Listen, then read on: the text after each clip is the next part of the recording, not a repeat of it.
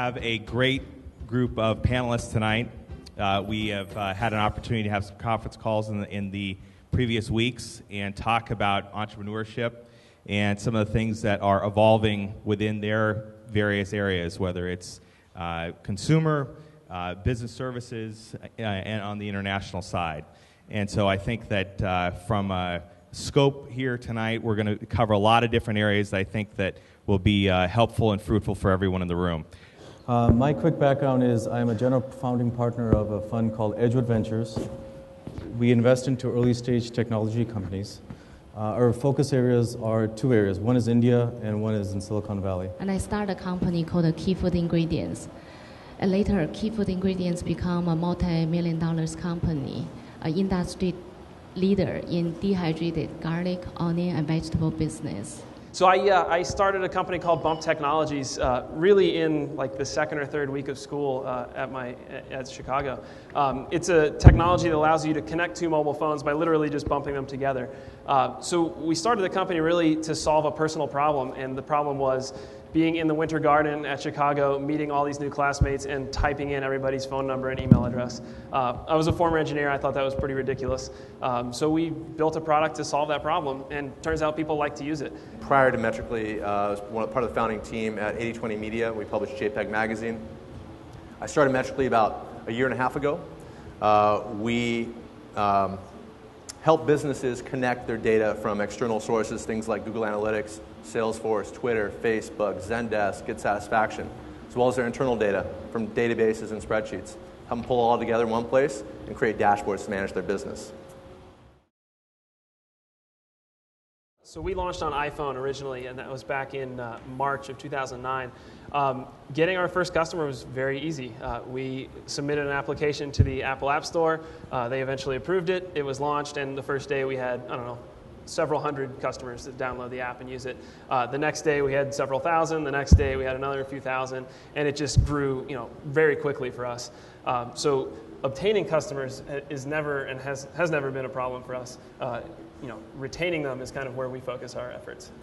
We launched a private beta in March of this year, and the challenge at that point, and this maybe leads into talking about retaining customers, was identifying of these customers pouring through the front door, who were we valuable to, and how could we really be valuable to them. And that was a 6-month process for us, learning through the private beta to launching a public beta at the end of August, where now we've been able to grow from those about 800 private beta customers to 4,000 companies now. So first thing, let me just repeat a few things. So in 2005 is when we actually first approached the Indian market. We had two basically premises. First thing was never do anything with the Indian government. Second thing was do not do anything with large business houses. And for those who know India, India is run not by corporations, but by large business houses. And when we got into the market, we slowly and surely found out that we had a third premise, was to forget premise 1 and 2. Because all the growth areas was in government and government spending. Give you an example, infrastructure, government spending almost $1 trillion on infrastructure. Defense, they're spending $500 billion on defense. Clean tech, another few $100 billion. Education, another few $100 billion. So the government is really where not the innovation, but where the monies are coming from. So basically, from a customer acquisition standpoint, it's more customer retention or government retention. So for us, retention really comes down to being useful and bringing them back to the site. And the interesting thing about our business is all of our founding team, we come from a more consumer background. And I think that's a really important trend you see right now in business services, which is taking a consumer approach to business software. And so for us, it's really about engaging, like you would with consumers, engaging firsthand with these companies, understanding how they're using it right now, and actually literally sitting over their shoulder as they use the product, fixing it, and learning what you can do to make it more useful for them on an ongoing basis. And so for us, the measure of a retained customer is, have they been back in the last week? Have they been back in the last month? And we've done a lot to optimize that along the way. Let's talk about another area that I think is another fascinating topic. So Steve Kaplan published, and I have a copy here for nighttime reading for any of you who want to take it home with you, But Journal of Finance, February 2009, should investors bet on the jockey or the horse? Evidence from the evolution of firms from early business plans to public companies. And I thought this was joking aside, this was a fascinating study that Steve did. It really goes to this kind of age-old question, is it the team or is it the idea? I think that any idea you have, and there's probably, everybody here has probably 10 business ideas. I know I always have had my kind of notepad of things that I want to do. And the difference between that and a successful company, certainly market plays a huge part of that, but it's first step actually doing it, and then second step having a good team to execute on that. And that really makes, in my opinion, all the difference in the world. What we do in India is that we figure out how to reduce the market risk. In all due respect to technologies, we think the technology is an outcome. The market is where you have to, with customers, is where you have to convince and bring in first. So all the ventures that we've started in India and we've invested in India, we've always had a customer lined up before we invest into the deals. So in India, it's more the horse that we bet on than the job. If you look at a company like McDonald's, for example, they very well instructed. People will have less impact in their business. You see the job turnovers very, very fast. And if you look like a company like us, so because it takes time to really build the infrastructure, so those people become such important in your business. So I think in my business, people is extremely important. But what you're seeing right now with angel investing is really interesting. It certainly plays into the way the economics have kind of been shrunk down, so you need much less money. We've been very lean as a company ourselves. And now there's a lot of angel investors who can write 10, 20, 50, maybe even $100,000 checks. And I think that has two effects. One is it provides greater accessibility to capital for people starting businesses, but it's always much, much harder than you expect, okay? And unless you have a runaway hit like Bump, which is an awesome product and I really envy, it's a lot harder than you expect. But that money's there. There's lots of investors at that kind of seed and pre-seed stage. What that's done at the same time is it's pushed, in my opinion, the traditional VC investors up a level in terms of, they're still looking to put in $3 million to $5 million. Maybe they'll come down to 1.5, 2, some of them. But the requirements that you need to reach, because all these companies are bootstrapped and funded on $50,000, $100,000 worth of seed money, they're getting to much further down the road. And so now when you go talk to a VC, you're competing with companies that have revenues, have customers, whereas you dial back 5 years, you don't even have to go back to the first bubble days. Back then, you could fund a business on a product about ready to launch with a good team at the venture capital stage, whereas now that hurdle is much further along. That's at least what I see. I think what's interesting is, again, 10, 15 years ago, there was this idea of we've got to get venture funding, or we've got to get as quickly as possible. And I think one of the lessons learned over the past 15 years is, it's actually you're better off waiting. And this idea of you can build a company, build an idea, generate revenue, get the customers, build the team, do that as long as possible, because at the end of the day, and I'm interested, for some thoughts here, once you take that money, the clock has started. And the company's trajectory has changed forever. So our model is a little bit different in terms of we actually start these companies or these projects on our own. So the model is a little bit different in terms of, to your question. But it's interesting to see that how much less capital can take you. I'm sure, Devin, you've gotten way farther than you've ever imagined with the amount of capital that you have. Definitely. The hunger is there. So it's always saying when you're always hungry a little bit at night, you do a little bit more. Yep. So what we do, at least in India, is we finance the companies enough so we can get to a certain milestone. Making sure the product is released, making sure the product has, besides customers, is already in flight trials or whatever trials it is.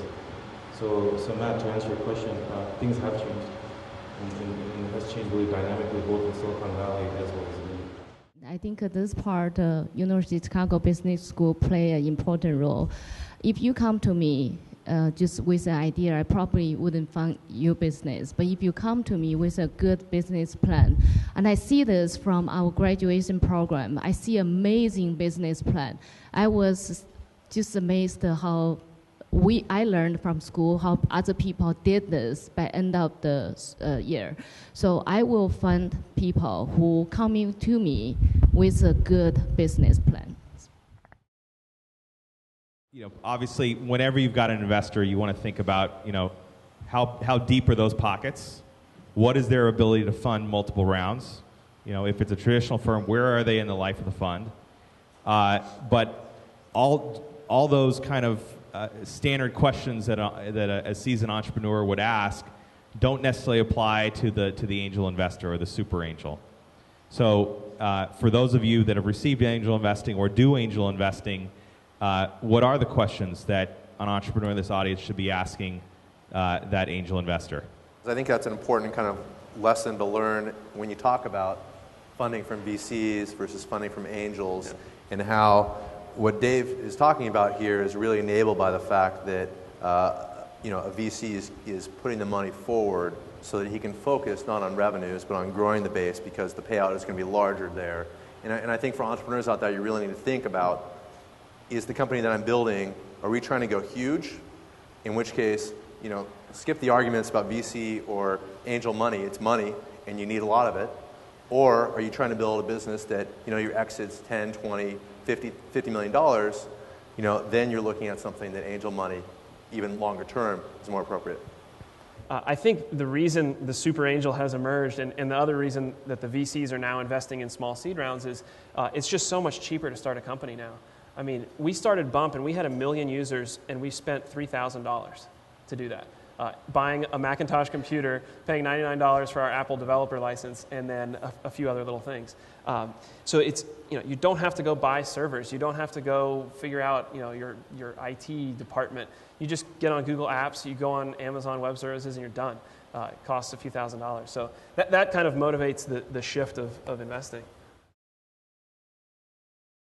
My thoughts on that, you look 15 years ago at venture capital, and everything was about chips and semiconductors for the most part. And, that was the huge kind of booming industry. Eventually, margins got dropped down to the point where it was no longer interesting from a venture capital perspective. I think if you're a proponent of the concept that innovation's dying, you're going to say that's the same thing that's happening right now with the internet. But I think there's a real big difference between the internet and semiconductors, and that's that the internet has applicability. It's this lateral thing, it's this horizontal thing that has applicability into lots of different industries. And I think what we're seeing now is how the internet, how social networks, how the connectivity and the information, the accessibility of information is driving innovation in lots of different categories. So I think it's a depressing concept that innovation's dying. I think we're seeing it spread into other areas. You have to see the cycles and the trends, and some of the best investors, whether it's venture or private equity, have been around long enough that they think back in 94, 95 about these companies. Sun Microsystems is a great example, right? Little sleepy server company. They kind of SunSpark workstation, other things, and they were working on things that, of course, was almost tangential to the business. But as the market started to evolve and develop, all of a sudden things that weren't necessarily considered innovative became innovative. So in many ways, one takeaway could be innovation is happening right now, we just don't know about it. And that a lot of the stuff that it's going to be changing markets, moving markets in 5 or 10 years is not even going to see the light of day. So, and you really can't see that until you go back and look at multiple cycles. We started Bump, and we did Y Combinator, and we got $16,000 from them. It sounds like not much money, but you're able to do a lot with that amount of money now. So I think it's a great time to have that approach because there are a bunch of angel investors who want to get involved in these companies, and they'll write $10,000 check, and you can do a lot with that these days. Yep. And what you'll find is if somebody's going to write you that check, that $10,000 check, they're most likely going to introduce you to 4 or 5 other people who can also write you a check. There's a real network there, and I'm sure tapping into Booth, you'll find some of the kind of roots there. And then I think there's a real good success story. I haven't used it personally, but Venture Hacks is a service that is getting a lot of traction, essentially being that market for ideas in this growing group of angels. So there's 12 venture-backed companies that went public last year. Today, to date, 38 have gone public, and 200 have already been sold. So what that tells me is that, and I see that in terms of really early stage investments have gone up. The market is great in terms of funding environment coming back in, mainly because of liquidity events are happening. So to answer your question, then yes, I think the market is fantastic. It's a great time to be an entrepreneur.